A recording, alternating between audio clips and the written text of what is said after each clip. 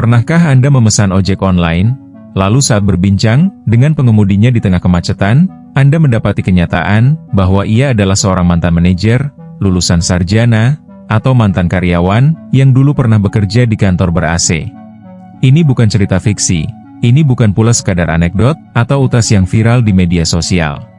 Beberapa tahun terakhir, kita sedang menyaksikan fenomena pergeseran tenaga kerja yang luar biasa masif di Indonesia. Kursi-kursi kantor yang sejuk ditinggalkan demi aspal jalanan yang panas. Ada satu kalimat yang merangkum realitas pahit tentang dunia kerja kita hari ini dengan sangat monohok. Dulu, orang bekerja untuk membangun karir, namun hari ini, banyak orang bekerja hanya demi bertahan hidup. Kita sedang menyaksikan sebuah migrasi massal. Jutaan pekerja sektor formal, yang biasanya berdasi atau berseragam, tiba-tiba berpindah ke layar ponsel, dan menjelma menjadi penguasa jalanan. Apa yang tampak sebagai ledakan ekonomi digital di permukaan, sebenarnya menyembunyikan cerita tentang struktur ekonomi yang sedang bergeser secara radikal. Pergeseran ini, sama sekali bukan karena mereka tiba-tiba ingin mencari kebebasan, fleksibilitas, atau gairah baru di jalanan. Ini adalah respons bertahan hidup, sebuah gerak refleks finansial dari tekanan makroekonomi yang saat ini sedang menghantam fondasi industri kita. Mari kita bedah sumber utamanya. Sektor padat karya kita sedang mengalami pendarahan hebat. Industri tekstil, garmen, alas kaki, hingga elektronik dan retail, semuanya terpuruk dalam waktu yang hampir bersamaan. Penurunan permintaan pasar global maupun domestik, kenaikan biaya produksi, dan perlombaan otomatisasi, memaksa perusahaan melakukan rasionalisasi massal, alias PHK. Data resmi Kementerian Ketenagakerjaan mencatat ada puluhan ribu pekerja yang terkena PHK sepanjang tahun 2025 hingga awal 2026, dengan Jawa Barat sebagai epicentrum utamanya. Namun, ketika kita melangkah keluar ruangan dan melihat kepadatan jaket ojol di jalanan hari ini, angka resmi pemerintah itu terasa terlalu kecil. Mengapa ada jurang pemisah yang begitu jauh antara data di atas kertas dan realitas di jalanan? Jawabannya sederhana, angka resmi tersebut hanyalah sebuah ilusi statistik. Sistem pendataan ketenagakerjaan kita ibarat radar usang. Ia hanya mampu mendeteksi pekerja tetap yang dipecat secara formal dan mencairkan jaminan kehilangan pekerjaan atau JKP. Radar statistik ini buta terhadap jutaan pekerja kontrak atau outsourcing yang masa kerjanya habis, lalu dibiarkan begitu saja tanpa diperpanjang. Untuk menghindari kompensasi pesangon yang mahal, dan konflik hukum yang melelahkan, strategi korporasi modern kini bergeser secara halus. Membiarkan kontrak selesai, atau menaikkan target kerja sedemikian tinggi, hingga karyawan mengalami tekanan mental, dan terpaksa mengundurkan diri secara sukarela. Inilah gelombang pengangguran terselubung.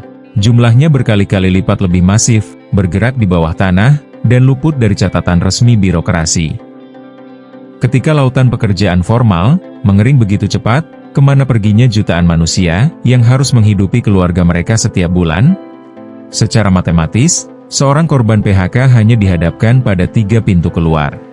Pintu pertama, mencari pekerjaan baru di sektor formal yang sejenis. Namun, pintu ini sudah terkunci mati. Rasio antara lowongan kerja yang tersedia dengan jumlah pelamar sudah tidak masuk akal. Satu posisi kini diperebutkan oleh ribuan orang. Belum lagi hambatan klasik pasar kerja kita, yaitu diskriminasi batas usia. Bagaimana mungkin seorang mantan teknisi atau penyelia berusia 38 tahun bisa menembus barikade pasar kerja jika mayoritas lowongan mematok usia maksimal 25 tahun? Pintu pertama tidak sekadar tertutup, ia terkunci rapat dari dalam. Pintu kedua, menjadi wirausaha atau membuka usaha sendiri. Narasi optimis di media sosial seringkali menggaungkan, gunakan uang pesangonmu untuk membuka kedai kopi, atau beralih menjadi pelaku UMKM. Namun, bagi pekerja yang baru kehilangan sumber pendapatan tetap, ini seringkali menjadi sebuah perjudian finansial yang berbahaya. Membuka usaha membutuhkan modal yang mengendap, keahlian baru, riset pasar, dan yang paling krusial, yaitu daya beli masyarakat yang sehat. Di saat lingkungan sekitar dan tetangga mereka juga sedang mengalami kesulitan finansial yang sama, siapakah yang akan membeli produk tersebut? Tanpa perhitungan matang, pesangon yang tipis itu justru akan lenyap dalam hitungan bulan. Maka, secara absolut, tersisalah pintu ketiga. Masuk ke ekonomi informal, khususnya platform, gig economy, seperti ojek online atau kurir. Sektor ini menjelma menjadi kartu penyelamat tercepat, karena syarat masuknya yang sangat inklusif. Tanpa batasan usia yang ketat, tanpa syarat ijazah yang rumit, dan tanpa wawancara kerja yang intimidatif. Modal utamanya hanyalah kendaraan roda 2 yang sudah terparkir di rumah, dan fisik yang dipaksa mampu untuk terus bekerja. Kemudahan akses inilah yang memicu ledakan populasi yang belum pernah terjadi sebelumnya dalam sejarah ketenagakerjaan Indonesia. Data dari berbagai diskusi sektoral transportasi mendeteksi sebuah angka yang mencengangkan. Jumlah mitra pengemudi ojek daring di Indonesia kini telah menembus lebih dari 7 juta orang. Konsentrasi terbesarnya bergerak memadati urat nadi jalanan di megapolitan, seperti Jakarta dan kota-kota besar lainnya. 7 juta orang ini bukan lagi sekadar angka statistik, ini adalah sebuah angkatan kerja raksasa yang setara dengan populasi satu negara kecil di Eropa. Namun, di balik angka yang masif ini, tersimpan sebuah anomali ekonomi yang berbahaya, yaitu hukum penawaran dan permintaan yang rusak parah. Ketika jumlah pengemudi meledak, hingga jutaan orang dalam waktu singkat, jumlah pesanan atau konsumsi dari masyarakat tidak bertambah secara signifikan. Akibatnya, hasil pendapatan yang sama, kini harus dibagi oleh jutaan tangan yang kelaparan. Efek oversupply atau kelebihan pasokan pekerja ini, membuat kompetisi di atas aspal berubah, menjadi sangat berdarah-darah. Selama ini, fleksibilitas dalam gig economy, selalu dikampanyekan sebagai sesuatu yang indah dan membebaskan.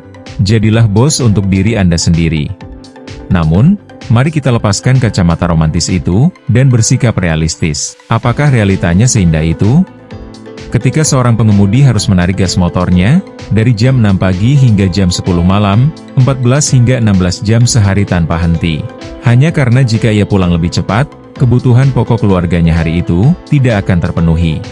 Itu bukan lagi sebuah fleksibilitas, itu adalah keterpaksaan absolut. Di tengah ekosistem yang kelebihan beban ini, mekanisme kemitraan dan teknologi mulai menunjukkan sifat aslinya. Dulu, sewaktu mereka bekerja sebagai supervisor pabrik, teknisi, atau staf kantor, seburuk-buruknya atasan yang mereka hadapi, sang atasan masih memiliki empati. Atasan manusia tahu, kapan bawahannya sedang sakit, kapan mereka kelelahan, dan sesekali masih bisa diajak bernegosiasi di ruang kerja. Namun kini, bos baru dari kurang lebih 7 juta pekerja informal ini, adalah sebuah algoritma yang tertanam di dalam ponsel mereka. Dan bos digital ini tidak memiliki komponen empati di dalam baris kodenya. Ia tidak mengenal lelah, tidak peduli pada jam biologis manusia, dan menuntut pengemudi untuk terus bersiap belasan jam di jalanan.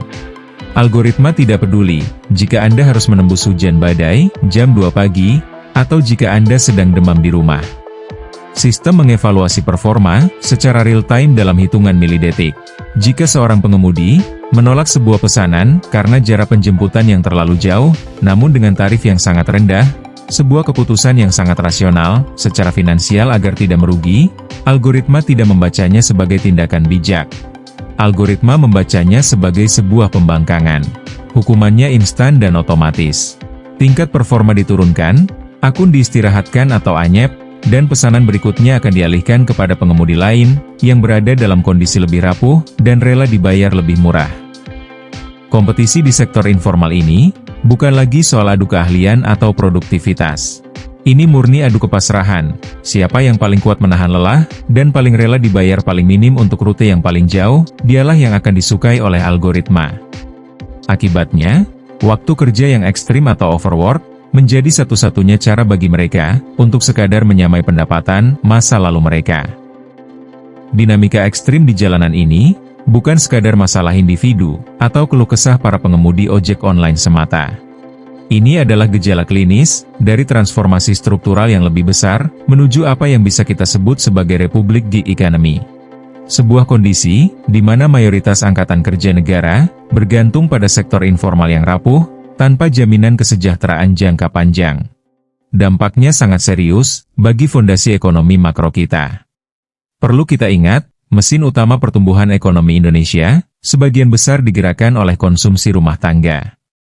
Ketika jutaan pekerja sektor formal kehilangan pendapatan bulanan mereka, dan beralih ke pendapatan harian yang fluktuatif, prediktabilitas keuangan keluarga mereka seketika lenyap. Hari ini mereka mungkin mendapatkan uang, namun esok, hari jalanan bisa jadi sepi, akibat cuaca buruk, atau perubahan sistem algoritma. Akibat ketidakpastian ini, masyarakat secara kolektif akan menahan konsumsi mereka. Mereka hanya akan berbelanja untuk kebutuhan pokok, dan memangkas pengeluaran lainnya.